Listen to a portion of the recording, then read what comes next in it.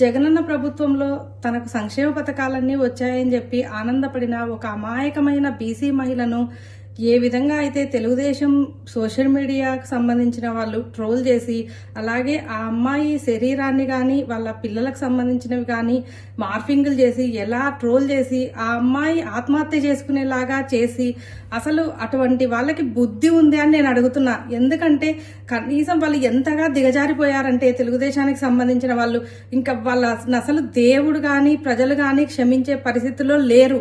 వాళ్ళు ఇంకా నీచం అంటే నీచానికి దిగజారిపోయినారు. ఒక ఆడపిల్లని కూడా చూడకుండా ఒక బీసీ మహిళను ఈ విధంగా ట్రోల్ చేసి ఆ అమ్మాయి చనిపోయే పరిస్థితి వరకు తెచ్చారు అంటే అసలు మన సమాజం కూడా సిగ్గుపడాల్సిన అవసరం ఉంది. ఇటువంటి కిరాతకాన్ని చూసి ఇలాంటి అరాచకాలను ఎవ్వరు కూడా భరించే స్థితిలో లేరు. ప్రజలు కానీ మహిళలు కానీ మిమ్మల్ని తిప్పికొట్టి ఈడ్చి కొట్టే పరిస్థితులు 40 రోజుల్లోనే ఉన్నాయి. ఈ ఎలక్షన్లలోనే మీకు తెలుస్తుంది.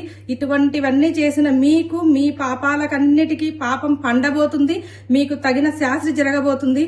ఆ అమ్మాయి ఆత్మకు శాంతి కలగాలని మనస్ఫూర్తిగా కోరుకుంటున్నాను. జగనన్న ప్రభుత్వంలో తనకు సంక్షేమ పథకాలన్నీ వచ్చాయని చెప్పి ఆనందపడిన ఒక అమాయకమైన బీసీ మహిళను ఏ విధంగా అయితే తెలుగుదేశం సోషల్ మీడియాకు సంబంధించిన వాళ్ళు ట్రోల్ చేసి, అలాగే ఆ అమ్మాయి శరీరాన్ని కానీ వాళ్ళ పిల్లలకు సంబంధించినవి కానీ మార్ఫింగ్లు చేసి ఎలా ట్రోల్ చేసి ఆ అమ్మాయి ఆత్మహత్య చేసుకునేలాగా చేసి, అసలు అటువంటి వాళ్ళకి బుద్ధి ఉంది అని నేను అడుగుతున్నా. ఎందుకంటే కనీసం వాళ్ళు ఎంతగా దిగజారిపోయారంటే తెలుగుదేశానికి సంబంధించిన వాళ్ళు ఇంకా వాళ్ళ అసలు దేవుడు కానీ ప్రజలు కానీ క్షమించే పరిస్థితుల్లో లేరు.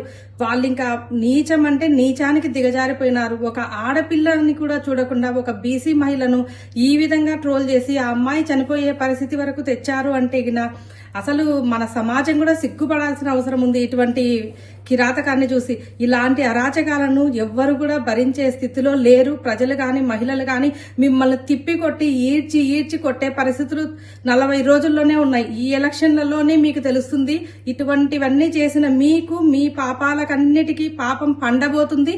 మీకు తగిన శాస్త్రి జరగబోతుంది. ఆ అమ్మాయి ఆత్మకు శాంతి కలగాలని మనస్ఫూర్తిగా కోరుకుంటున్నాను.